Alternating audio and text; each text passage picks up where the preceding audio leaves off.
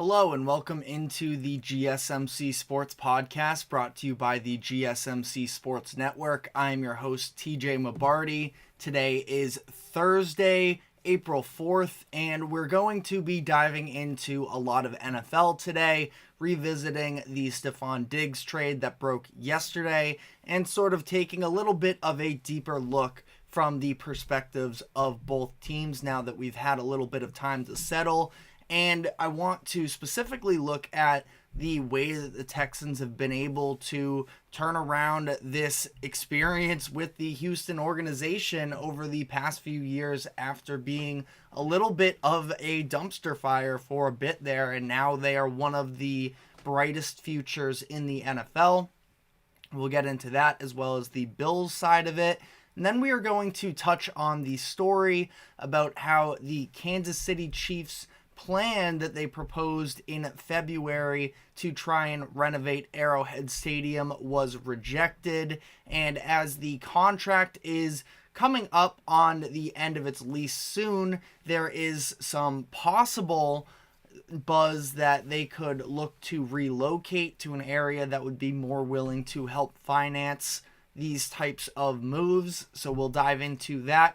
And then finally, we are going to do a little basketball to end off the show and talking about the fact that Julius Randle has just been ruled out for the remainder of the season. He's set to undergo surgery that will cut him off before the playoffs begin, and this is the last we have seen of him. So we are going to dive into all of that.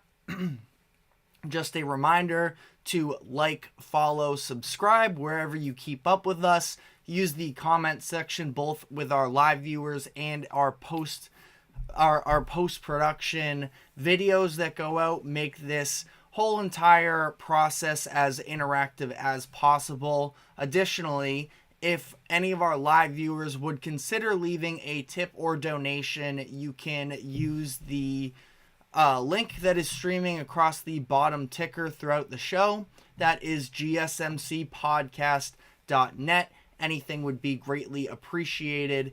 It goes to all of our show hosts here at the GSMC Sports Network.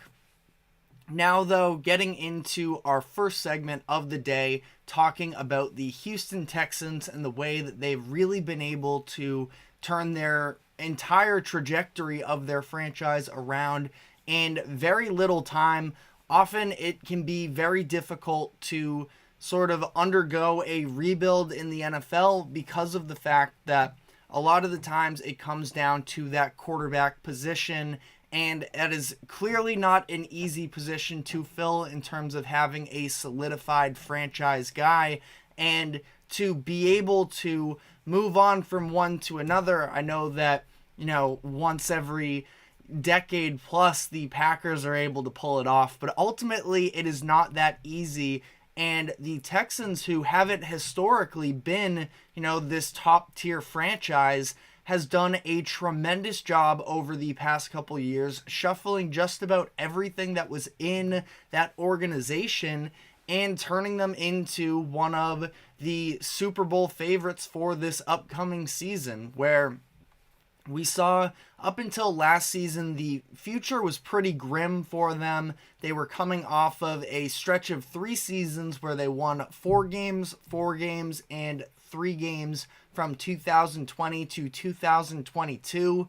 They were a mess from a front office standpoint. In 2019, they had Bill O'Brien as not just their head coach, but their GM as well. To this day, I don't understand how anybody really let Bill O'Brien, and it's not fully a knock on him personally, but you have to be a very high level, in my eyes, of established in the league to be able to garner that type of power. And I just have no idea where it came from there with O'Brien. And then you talk about the actual coaching perspective of O'Brien as well. And in 2019, the Texans made the playoffs. They reached the divisional round, so they won a game. Not that they had a bad season by any means, and they faced off against the Kansas City Chiefs and the up-and-coming Patrick Mahomes in the divisional round. They lucked into in some ways with some turnovers, but and some special teams plays, but they got themselves a 24-0 lead in that first quarter against the Chiefs, and then went on to allow 41 unanswered points in really an all-time collapse. Completely fell apart here. They didn't fire Bill O'Brien after this game because they had won a playoff game. It would have been a little bit extreme, but of course he had that fake punt late in the first quarter on his own side of the field that a lot of people were saying that decision alone was fireable.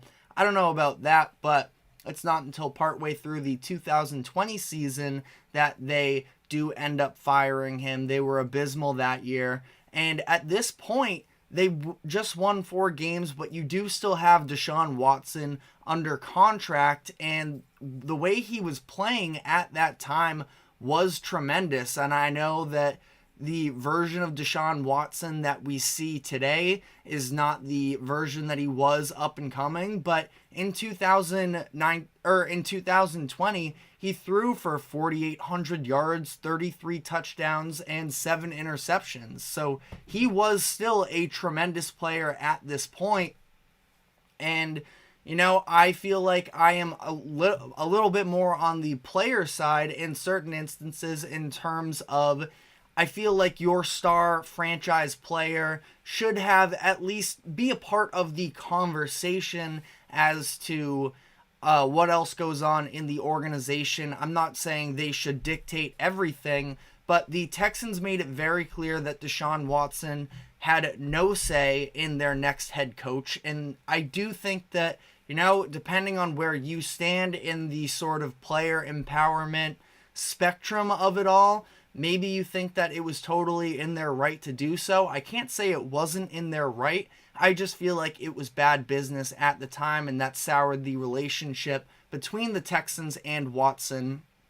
And ultimately, that whole saga took place where he sat out a year. There were some legal situations that were involved, but the Texans were just kind of a joke for a good bit there. And now to see what they've been able to do to turn themselves around into a 10-win team again this past season, winning a playoff game with a rookie head coach and a rookie quarterback, you have to feel great about where they're at today. I want to look quickly at the past 2 drafts that they've had. Last year, they added CJ Stroud, of course, Will Anderson, Tank Dell, Henry Toho. I want to apologize. I don't even know what I called him yesterday. I was trying to spit off his name off the top of my head, and I absolutely butchered it. But all very solid players there. And then Derek Stingley Jr., Jalen Petrie, Christian Harris, all in the 2022 draft. And those are some real building blocks to sort of come up. They were real contributors for them last year and played a big part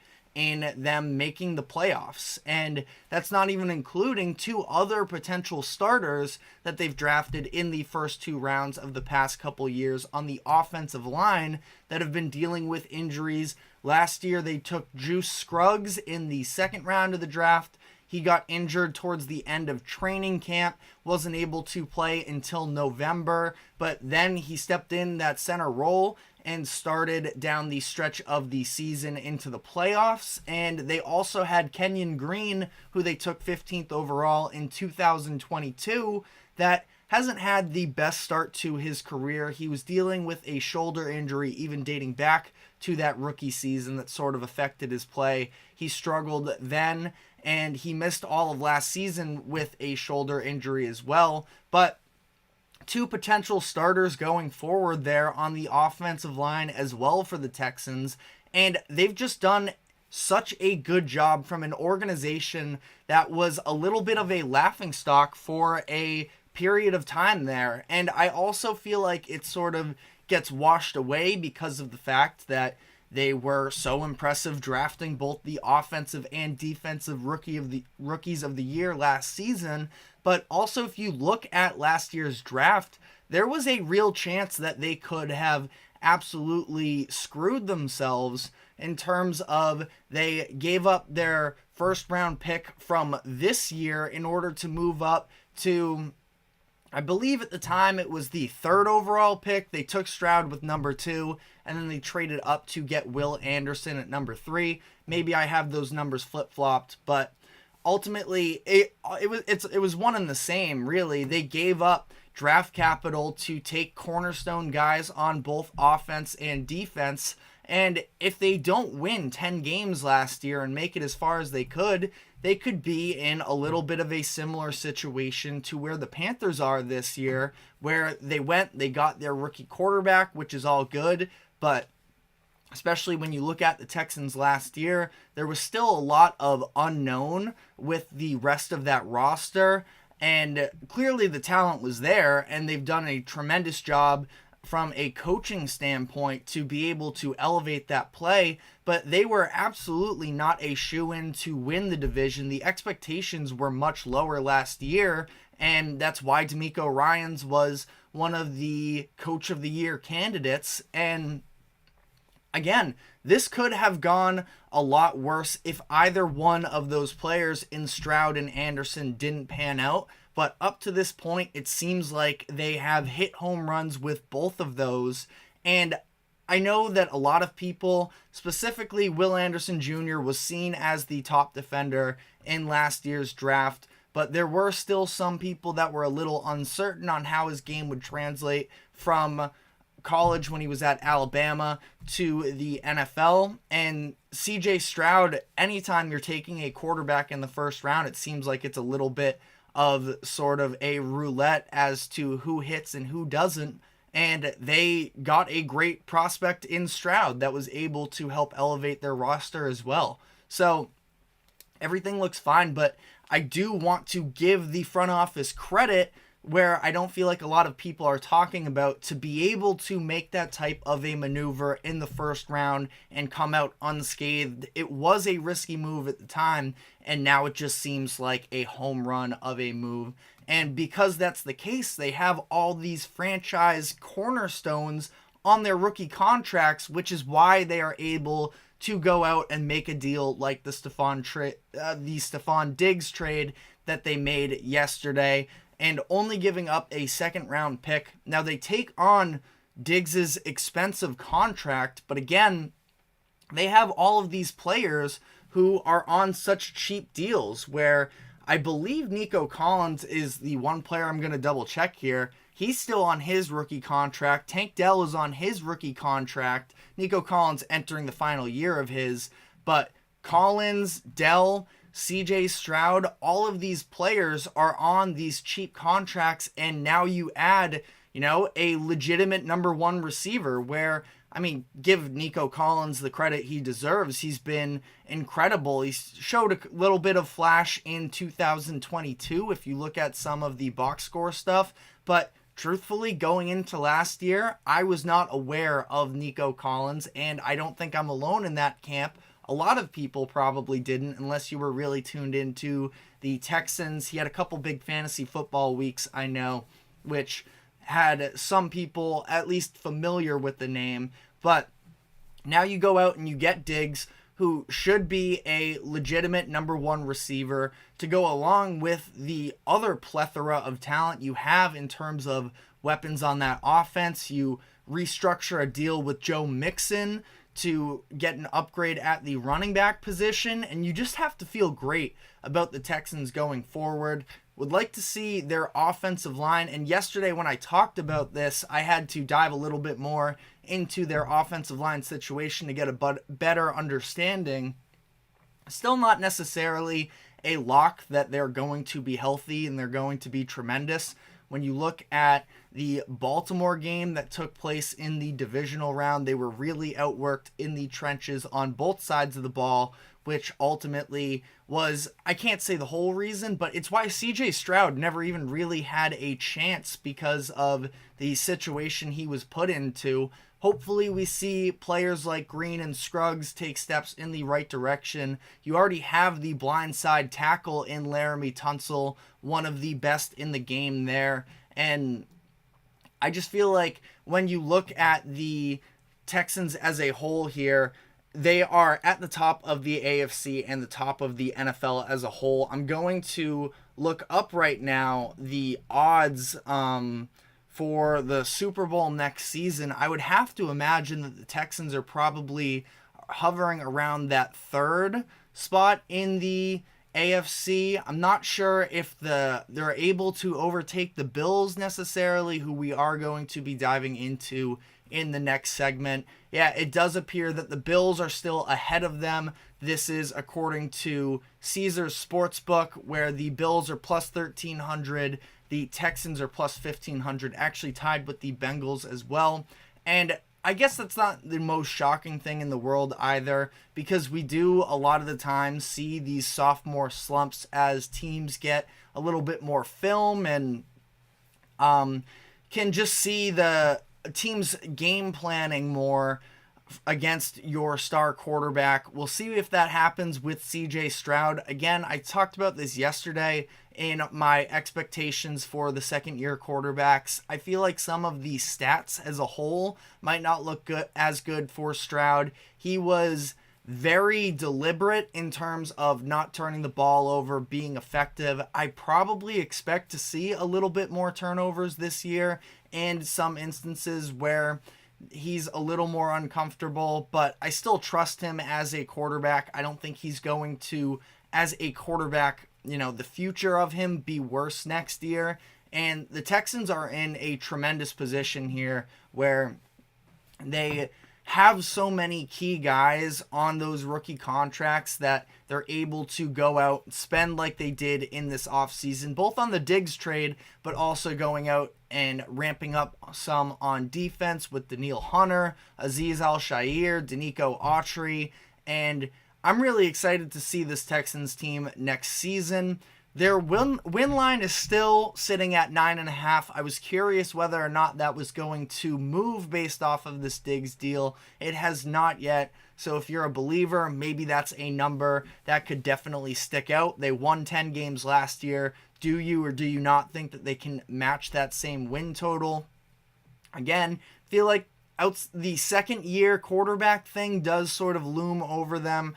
I think that AFC South division is probably a little bit more competitive than a lot of people maybe want to give it credit for, but Texans should be an awesome watch this year. Really hope we see them continue to build off of the really solid foundation, again, that they sort of pulled out of nowhere when you look at how those first few seasons went for them. So great stuff there in Houston. Have to give tons of credit to all of those involved, and we'll see, because maybe we have a Bobby Slowick, the offensive coordinator of the Texans, getting a contract offer to be a head coach in the next offseason if things go well this year. So tons of storylines to monitor there in Houston, of course, and I haven't even really talked all that much about Diggs alone to see whether or not he's able to settle in to this environment in Houston. But we're going to be taking our first break here, and when we come back on the other side, we will be diving into the Bills side of everything here. So stick with us, and we will be right back. I feel like I'm losing my mind. Is everybody in the world blind? Please, Lord, give me a sign, a sign. I feel like I'm losing my mind. Is everybody in the world blind? Please, Lord, give me a sign, a sign. I wanna be the greatest. Everybody on the fake shit. I look around and feel like everybody is the fakest. I make this every day and I'm impatient, hoping one day I blow up from the basement. Statement, the top is so vacant. I don't hear shit that I think is amazing. Waiting for my day when I'm playing sold out shows for 1,000 faces. Hey, give me that crown, get in my way and to be put down. It ain't your place, all this my town. If I want that shit, then I'll get it right now. I'm losing it, the news if it's some losing shit. A stupid myth. You choose to live or choose to dip. You choose to fight or lose your grip and lose a gift. Oh. I feel like I'm losing my mind. Is everybody in the world blind? Please, Lord, give me a sign, a sign. I feel like I'm losing my mind.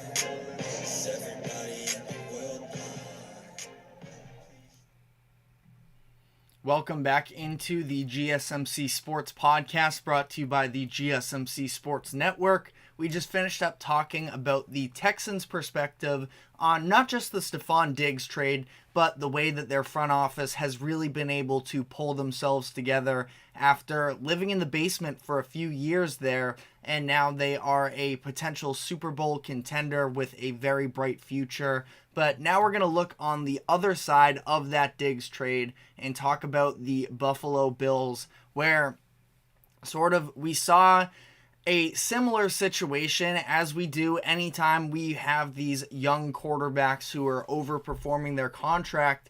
You have that first window in the first handful of years that is, I wouldn't say wide open, because you also still have to deal with the fact that you have a young quarterback that can sometimes be mistake prone at times.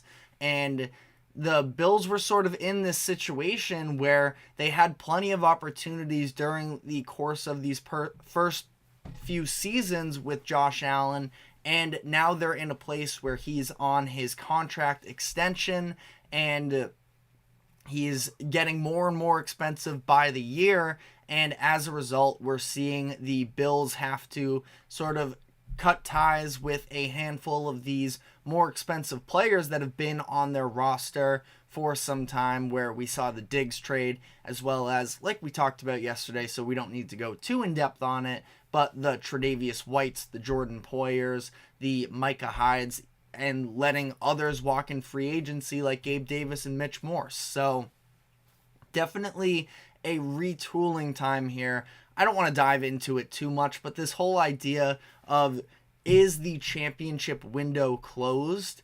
I would say no, because for it to close, that would mean that there's no chance that they could find their way back into Super Bowl contention, because they have Josh Allen, which is pretty much the sole reason. If you look at DraftKings, their win total is still 10.5 even after the Diggs trade. So the loss of one receiver didn't totally alter the situation there in Buffalo in terms of what Vegas expects them to do, which I believe is fair, because Diggs wasn't necessarily a big-time asset for them down the stretch of the season, didn't have a 100-yard game after week 6 during the regular season, and like I sort of alluded to yesterday as well, I thought that there were times where the Bills' offense looked better as Josh Allen was sort of spreading the ball around more, and Stefon Diggs was incredibly vital for Josh Allen during his development in his early years there and having a true number one guy. But I do believe that Josh Allen is at the point where he can take on, and I'm not saying, I think Robert Griffin III actually made a comment on social media yesterday. I know the situations aren't entirely equivalent, but the fact that Josh Allen, the way that he phrased it is, Josh Allen now has the chance to prove himself the way that Patrick Mahomes did when he lost Tyreek Hill. Obviously, it is massive to have that number one option, that weapon that can help elevate your game during your early years before you have that full NFL experience. But at a certain point, if you are a legitimate, top tier quarterback in the league, you get to a point where you can elevate all of the players around you. And I do think that Josh Allen can be that caliber of quarterback. I know that it's been sort of popular since their playoff loss to they lost to the Chiefs this year, yeah. Since they lost to the Chiefs in the divisional round, that it's been a little bit popular to sort of downplay, oh, well, he wasn't able to get it done in the biggest moments. I just don't see it that way. I thought that, I think in that game specifically, you look, the run game all of a sudden went from being really effective to entirely ineffective. Josh Allen in some of these late game plays, I will admit, I feel like he gets a little bit locked on to certain weapons. He can overlook, second, third options. He still has maturing to do, but I do still think that he is a top 3 quarterback in the league, and he has the ceiling to be an MVP caliber player. And all that being said, the Bills do still, when you look at whether or not they can be as competitive this year as they were last year, they can in some degree. They are a worse team today without Stefon Diggs than they're the worst team today without Stefon Diggs. That is absolutely true. But I think that it's not unsalvageable that they're going down this dark path here where they're going to entirely fall out of it. They still have Josh Allen, who can do wonders for your offense. You seemingly had more of a run game last year in James Cook and the way that developed over the course of the year. So hopefully that can come back as well.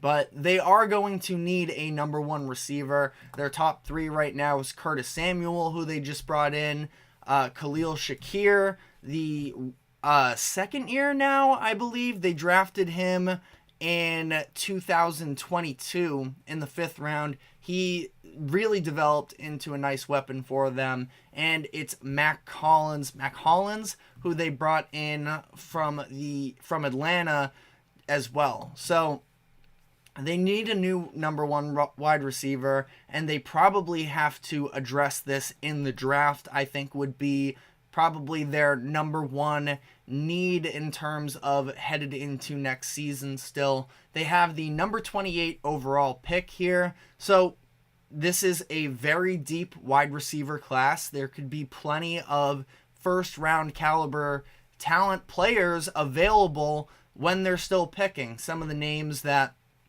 if you look at the way that big boards have it all slated out, or some mock drafts, Brian Thomas, I think he actually goes maybe earlier than a lot of these mock drafts have him at, but Brian Thomas from LSU, Adonai Mitchell from Texas, Ladd McConkey from Georgia, Xavier Worthy from Texas, and Keon Coleman from Florida State. All of these guys could be solid options, some more than others. I think that I would have Thomas, Mitchell, and McConkey as sort of the priority in this group, but still plenty of valid options. Even if you go further down in the list as well, I think there are plenty of guys who could find their way into very valuable roles on NFL teams next year. But could they trade up for a new elite wide receiver one? They have if you look, the top tier wide receivers in this upcoming class are seen to be really, solidified, great options, great prospects in Marvin Harrison Jr., Malik Neighbors, and Rome Odunze. We have a comment here from Galaxy, where he said, I want to see Xavier Legette on the Bills, to be honest. I think that Legette is also somebody from South Carolina. He has been a big-time riser during the combine process and everything, that I also think he could definitely be a sleeper wide receiver in this class. That's the thing, is these are the names I mentioned that, projected to be first-round grade, but I'm also really huge as a Patriots fan. Ricky Pearsall from Florida, I think that he's going to be a great pro. This is such a talented wide receiver class that it seems like every year you have these can't miss guys, and ultimately, one way or another, one of the guys don't pan out. Last year, Quentin Johnston, who I'm not fully out on, but had a very disappointing rookie year, and when he was coming out of TCU, I loved him. So, we see all of these big names and the big-time prospects. Sometimes they don't always pan out, but it feels like you almost have to try to miss on the prospect, mismanage them as they come into the NFL to try and draft a receiver in the top 2 rounds here and not get a quality player out of it.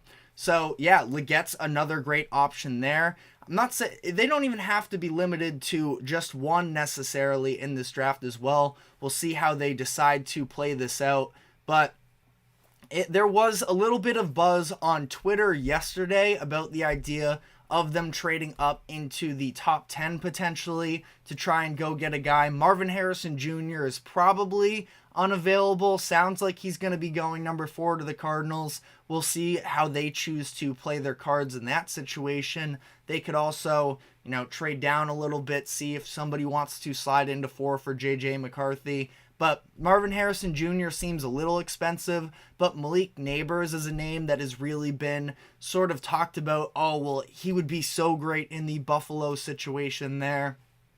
And I sort of wanted to address that. Sam Monson of Pro Football Focus went back to the 2011 draft where we had a little bit of a comparable situation of a team late in the first round trading up into the top 10 to take a top-end wide receiver prospect. And in 2011, we saw the Atlanta Falcons trade from 27 up to 6 to select Julio Jones. So Monson laid out what the trade package was at the time there. They traded with the Browns, giving up their 27th overall pick, a second and a fourth rounder in that same 2011 draft, and then their first rounder in 2012, as well as a fourth rounder. So 5 picks, 3 of which being in the first 2 rounds. I feel like for the Bills here, it's a little bit risky to try and swing big in a situation like that. And, you think back and you look at that Julio Jones deal, where I disagreed with Monson, is I think he said that it didn't really work out for Atlanta. I have a hard time, coming away with Julio Jones's career in Atlanta and saying that they made the wrong move in that situation for everything that he did for the organization. Did they win a Super Bowl? No, but he helped lead them to a Super Bowl, and credit Matt Ryan, of course, as well, but he also helped maximize the talent of Matt Ryan, who ended up winning an MVP that same year as well. So, these types of moves can definitely help. And if you get a guy like Malik Neighbors, we just talked in depth about the idea of how valuable it is to have these key cornerstone guys playing on rookie contracts. That would absolutely be the case if you get a, can't miss prospect like Neighbors. But there is also the sort of situation here where the Bills are going to have a lot of holes to fill in the next couple years, especially because of the fact that their front office has not done a tremendous job drafting up to this point, which is also, briefly, maybe even a reason to take the can't miss guy, because they haven't been tremendous in that department up to this point. But again, like I sort of mentioned, and Galaxy mentioned in the comment section as well, there are so many talented receivers in this class that it feels like even sitting at 28, you're going to get a quality player as long as you do your due diligence as a front office and pick the right guy for your scheme. But it is interesting when you sort of weigh all of this. We've seen the best version of Josh Allen when he has a truly elite wide receiver 1. Stefon Diggs had that interaction that took place a couple days ago where he definitely mirrored that idea. Someone on social media, I don't have the exact username, I'm sorry, but somebody put out there saying that a top-tier receiver isn't essential for Josh Allen to succeed. Stefon Diggs responded to that, questioning it, saying, "You sure?" And again, like I sort of talked about, I thought that Josh Allen, the way that he was able to put together some more of these real methodical drives was something that we hadn't seen from him in the past, which is something I really keyed in on following their loss to the Bengals in 2022, because it seemed like it was just home run, like big player bust for them. And that even carried into their first game of the season against the New York Jets, where he had 3 turnovers, 3 interceptions. I think he had 4 turnovers total because I think he fumbled as well. But 3 interceptions, just chucking it deep and hoping to come away with something. We know that Josh Allen has the arm for that, but I don't believe that that is the best way to utilize him going forward. I think he can do more than just sort of those home run types of swings. And ultimately, when you look at the Bills here going forward, again, it depends on how you want to weigh the situation. I think they're going to need to try and plug a variety of different players in some holes as they come, and having them on rookie contracts can be very beneficial. Again, as long as you hit on the picks, but with the type of money you're going to have to pay Josh Allen going forward.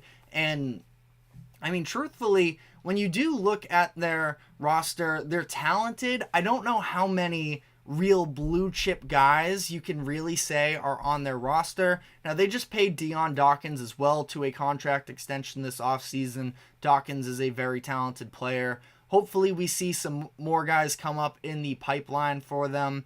But really interesting situation here for the Bills. I guess just one last time here before we take our break to reiterate, I don't think that their championship window is closed as long as you have a top 3 quarterback in the league, but they absolutely have a ways to go in needing to fill in the pieces around him, which I think is possible. And as much as I don't love Sean McDermott necessarily, he also has been leading the Bills to the playoffs since he got there when Tyrod Taylor was the quarterback and the team was very much had a different personality, identity, and McDermott can be a nice defensive mind as well. So we'll see whether or not they continue to develop some of these young pieces that have been maybe not necessarily stars yet, but when you do look at their draft, there are the likes of some of these defensive players like Terrell Bernard, Christian Benford, Gregory Rousseau that have shown some flashes but haven't fully come together just yet, and curious to see whether or not he and the Bills can fully unlock the potential of this roster. But for now, we're going to be taking our second break. We will be right back, and when we come back, we're going to be diving into the situation surrounding the Kansas City Chiefs and the future of their stadium after the renovation plan was rejected by the state there. So stick with us. We will be right back. Looking for your daily fix of sports talk without having to pay for it? GSMC Sports Network is available on YouTube. Just search GSMC Sports Network. Get your fix of daily sports talk shows on YouTube, absolutely free. NFL, college football, NBA, MLB, MMA, UFC, fantasy football, and so much more. GSMC Sports Network has shows running all day long, with new sports shows starting every 2 hours. Just like on your favorite cable sports channel, except GSMC Sports Network is absolutely free. Just search GSMC Sports Network on YouTube to catch one of your new favorite shows, like the GSMC College Football Podcast, Chip Shot Football Podcast, Hoops and Heels Women's Sports Podcast, GSMC Basketball Podcast, and so many more. Check it out for yourself. GSMC Sports Network, now available on YouTube absolutely free. Search GSMC Sports Network on YouTube right now.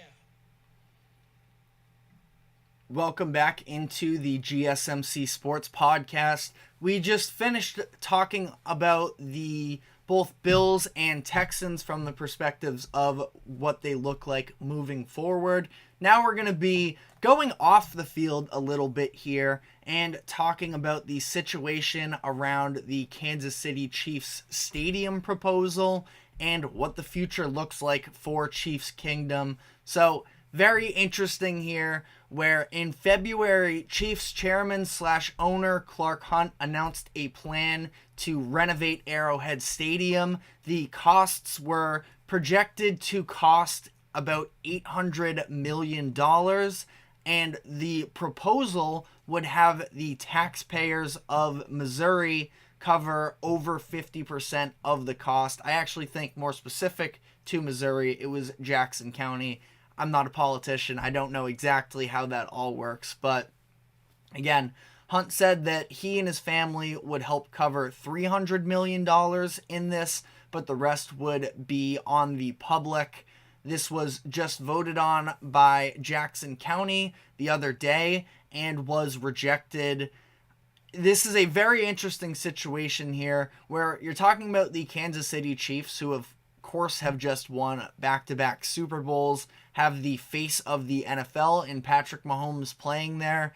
And all of that being said, when you look at the Hunt family and their perception, even within that Chiefs fandom, it's not a very positive review from my understanding, and it seems that the players sort of add on to that sentiment with the fact that the NFL report cards were released earlier this offseason. For those of you who don't know, the NFL has started this new activity over the past couple seasons. The Players Association has started this exercise where the players on the team are asked to grade a variety of different aspects of the team that they play for, from head coach to owner, cafeteria, locker room, all of those different things. It is a very fascinating sort of experiment there that they do. We did a video about it when they first came out, but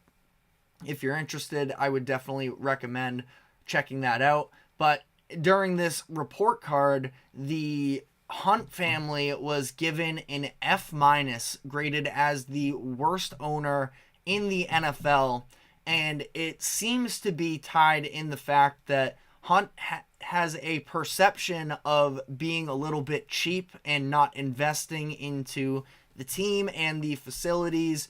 They were 31st in training room, 26th in food and cafeteria, F with a graded F as a locker room grade. So definitely not the highest of praise here for Hunt in the way that he has run this organization. Now, obviously, his idea right now is to renovate a bunch of things with Arrowhead Stadium that would likely improve a bunch of these things, but to propose an $800 million plan here that you aren't even willing to cover 50% of the costs yourself, it's definitely not the best look. Listen, I don't have anywhere near the amount of money that could possibly even imagine covering $400 million. So who am I to necessarily make comments about this? But again, it was your proposal in the first place to make things that expensive. I'm sure you could have, downsized the plans a little bit to maybe not be quite as renovated as you were once hoping, but at least you improve the environment there at Arrowhead, and you can actually get the taxpayers to be on board with this, which as things currently stand, seems that they're not.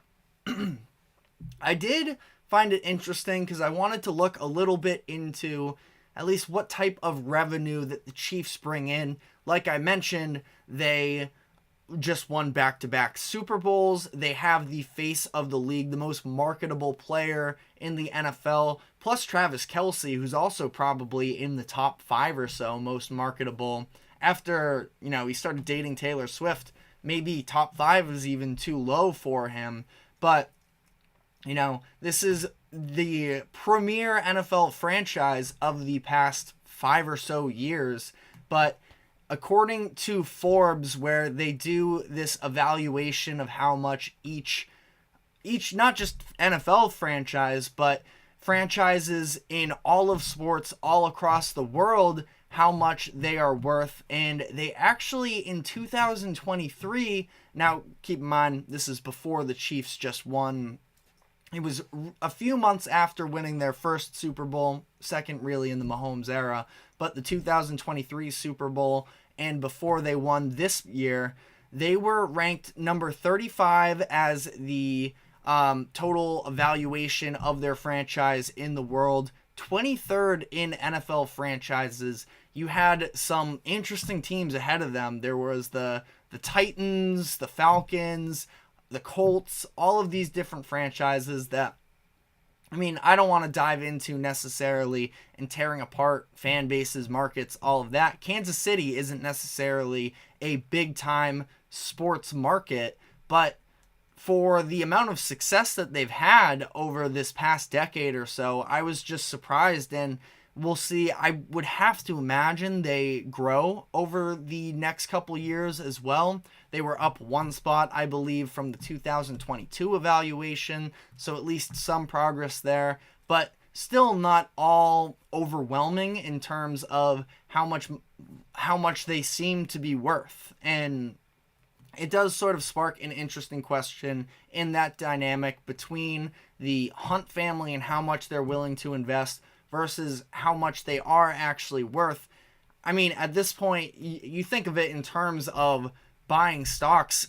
This seems pretty low for Kansas City that's going to have the best quarterback in the NFL for the next decade or so. So, I don't know.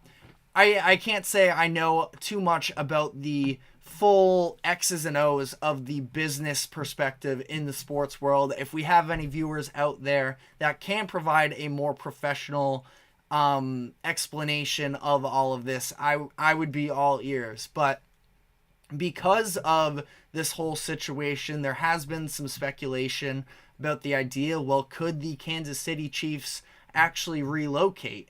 They've been there since 1963, I believe. So when they moved, where did they move from? It was Dallas, Texas, which has also sparked a little bit of noise here as the Dallas mayor, Eric Johnson, has posted to social media about the idea of the Chiefs coming back, said he's confident in Dallas's ability to host a second NFL franchise.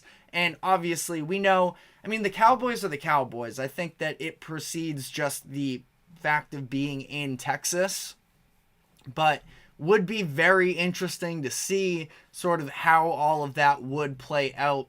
Now, Dallas isn't the only option here. It does seem like the biggest of markets that have been, the NFL has sort of pushed for trying to add to the repertoire here, where LA, they wanted to get a team out there. They actually got two out there with the Chargers and Rams both moving recently. They had the Raiders moved from Oakland to Vegas, which is another big destination. But sort of in all of that is the fact that there is St. Louis just an hour or so away from Kansas City. For those of you who don't know, Kansas City is actually in Missouri. So just an hour away within state, you could likely retain most of your fandom. It wouldn't be this moving the franchise all the way across the country that could possibly, exterminate the remaining fan base there. Just some interesting things to consider with this whole conversation. Again, whether or not this actually happens, it's probably more of a long shot than anything.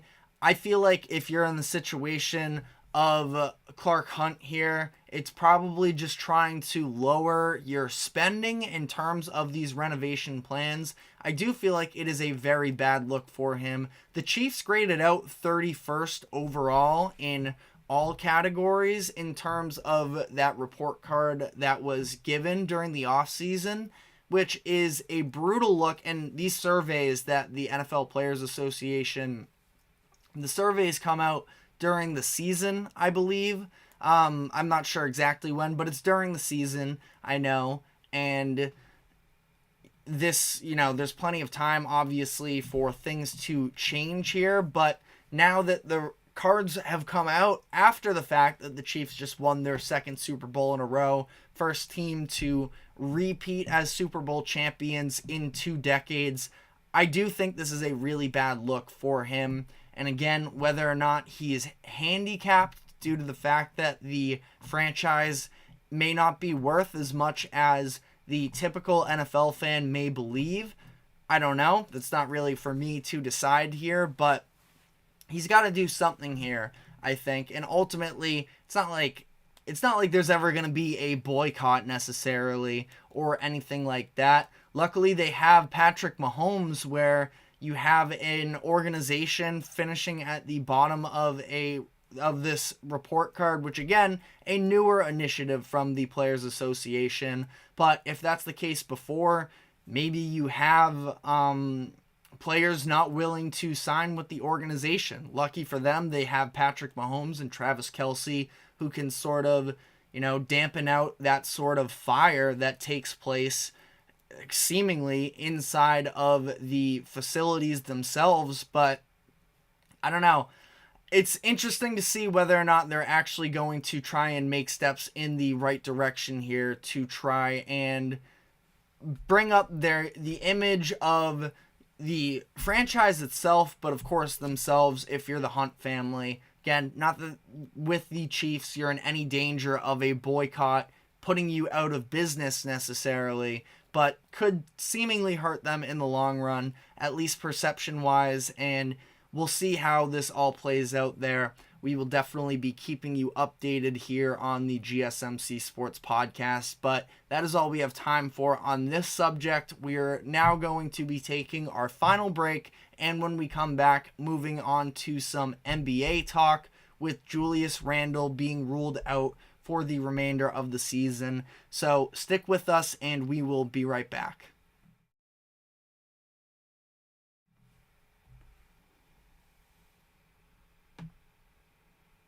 For the best and latest podcasts available anywhere, go to the podcast app on your cell phone and type in GSMC to access free content-rich podcasts on health and wellness, book reviews, sports, entertainment, relationships, social media, movies, technology, finance, and even weird news. Subscribe and download the GSMC Podcast Network's family of shows, available everywhere podcasts are found.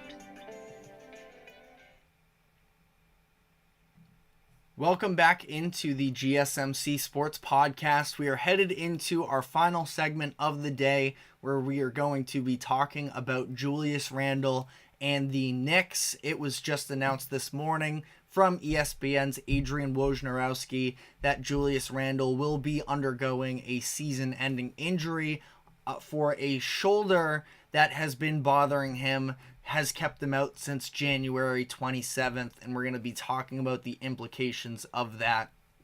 He's been rehabbing for the past couple months. There hasn't been a definitive timetable really at any point during this rehab process, but they just said they were going to keep reevaluating, and now we find out that they're going to be shutting him down for the rest of the year and hoping that he can come back in 2024-25 fully healthy and ready to make a push, where I do feel like when you're the Knicks in this situation, the East is wide open right now, honestly, for the most part, outside of the Boston Celtics, who, of course, have been rolling in the regular season. I don't think that they are this ungettable juggernaut to necessarily say that this is 100% their conference. And when you're the Knicks, you were having a very solid season, probably could picture themselves being in position to potentially make a finals run. Do I think that that's the team they are? Maybe not necessarily, but they have an elite defense. They have a go-to guy in the big moments in Jalen Brunson, who has time and time again this season proven that he's not scared of the spotlight when the moments get tough. And it's disappointing here to have Julius Randle be out for the remainder of the season. Now, I am not the biggest Julius Randle fan in the world. I do feel like at times he can play a little bit of a selfish game where he's very fixated on himself, getting his level of touches, and he is a very good scorer that a lot of people don't give him credit for, but we have also seen just the mentality with him at times has been a little bit discouraging, where I went to a Celtics-Knicks game earlier this year, and it does seem like there is a level of he lets what happens on the offensive side of the ball really dictate his effort level on defense, where he can get upset and as a result not hustle, stop paying attention, and just sort of space out, not be fully locked in. And I don't know. I don't know if I really see him being able to be a player that is a real contributing piece for a four rounds of a playoff season. Now, That being said, he is a valuable player, of course. I mean, he's over 20 points per game. He provides a level of offense and creation that, whether it's the most efficient type of offense, he's still able to get buckets for a team here in the Knicks who definitely have missed him. He was averaging 24 points per game this year on 47% shooting, the most efficient season he's had since coming to New York, and this is definitely unfortunate. Ultimately, I feel like with Randle, you see at least the level of this Knicks team, who I know that they are on a 3-game losing streak as things currently stand, but I do think that they have some players stepping up as of late that have been impactful for them. We've seen Dante DiVincenzo really take his game to another level, but in those non-Brunson minutes, it does feel like things can get a little bit stagnant at time, and it does concern me in terms of, are they actually capable of making a postseason run without him? As things currently stand, they are the 5 seed in the Eastern Conference. They are half a game behind the Orlando Magic for that 4 seed. Seems like that's going to be the matchup one way or another. They have a couple games on the Heat right now. The Cavs actually are just 1 game ahead of the Knicks and half a game ahead of the Magic. So maybe they could fall their way in, but as this season shortens up, ultimately, the Knicks, it's just one of those things that I've talked about. You know, some teams are different than others in terms of how much should they be worrying about the playoff seeding and everything. But I feel like for the Knicks, it's just worrying about playing your game the best that you can at this point. And again, the Knicks are a team that can be dangerous because of the level of defense that they can play. Now, OG Anunoby is not yet returned, so that could be a big-time loss if he isn't there for him. They're at least getting Mitchell Robinson working his way back into the rotation after missing. It was late November or early December that they lost him, so been a handful of months. He's a key piece of that defense as well. I just don't know necessarily whether or not the Knicks can be truly threatening to a championship contender. If things were to, square off right now, like I said, I do believe that the Eastern Conference is pretty open. The Celtics are the team to beat, but outside of that, and even with them, I don't think that they are unbeatable, but I can't really see a world where the Knicks have the offensive firepower enough without a Randle to take down the Celtics, who are obviously offense heavy, but when they actually try, which is sometimes a thing with them in terms of the level of effort defensively, specifically when you look at some of the, and I don't even know if the rebounding numbers as a whole are necessarily glaring, but at least from the eye test, the Celtics struggle with defensive rebounding sometimes. Seems like they allow a lot of offensive rebounds on the other end.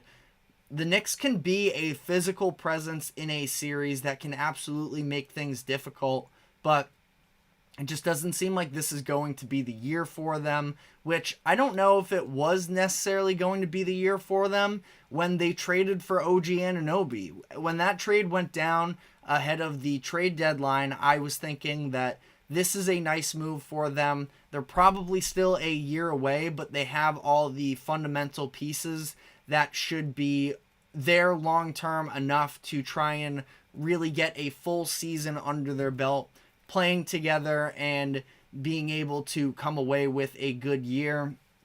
Just hit way too many injuries along the way for New York with OG Anunoby. Obviously Mitchell Robinson earlier in the year, but he's now back, and now Julius Randle being out for the season. I just struggle again to see how they're going to have the level of offensive creation that is, nuanced enough to be a real contender for the finals. Again, I think they make just about any series tough. It's going to be a physically taxing series for any team playing the Knicks, but again, in terms of finals contention, I don't see it this year. And for Julius Randle, hoping that things work out well for him here and he's able to come into 2024-25 healthier, because we've seen injuries be a big part of his career the past couple seasons when he was in New York, where last year he was dealing with injuries headed into the postseason that really derailed him. And, it's tough for him in this situation where you want to tough it out. You spend all this time rehabbing. He put off having surgery because he was hoping that he was going to be able to make his return. But supposedly, according to the story that Adrian Wojnarowski put out there, he saw multiple different specialists that said he could have permanent damage if he tried to force it and return in this situation. Julius Randle still has a handful of years left in his career. He's still only 29. It feels like he's been in the league forever at this point. But, he still is, ideally, when you look at the typical age from when NBA players are peaking, he should be right around his prime. And like I mentioned, he was averaging his best efficiency with the Knicks since coming to the organization. So I definitely don't want to fully turn the page on him. It's going to be interesting to see how they choose to handle him, because he is under contract for 2024-25 and then has a play option headed into the 25-26 season. At that point, his cap number is going to be $32 million. I sort of feel like he turns that down if he is able to have a healthy 24-25, but still a lot of unknowns in that whole equation, of course, and we'll see how it goes. But again, just with this iteration of the Knicks, I do see the vision with them that they want to be this defensive-oriented team. I wonder whether or not Julius Randle is going to have the level of buy-in on his end to be able to sort of play that hard style of basketball that Thibodeau obviously expects out of his players. And it seems like everybody else on the roster is willing to sort of dig the way that Thibodeau wants them to. I don't know if that's necessarily who Julius Randle is as he continues to mature. I'm sure that some of the tendencies that I don't love about him will diminish some, but again, I guess really only time will see in that scenario. But that is all we have time for today. Thank you very much for tuning into the GSMC podcast. Thank you to the GSMC Sports Network for allowing us to host this show. Remember to like, follow, subscribe wherever you keep up with us. All these videos go out on socials afterwards. Check in on YouTube. Give us your thoughts on both what I said today and the latest happenings in sports. Try and make this network as interactive as possible. Check out our other shows as well. But thank you very much for tuning in, and we will see you tomorrow at 2 o'clock. Have a good one.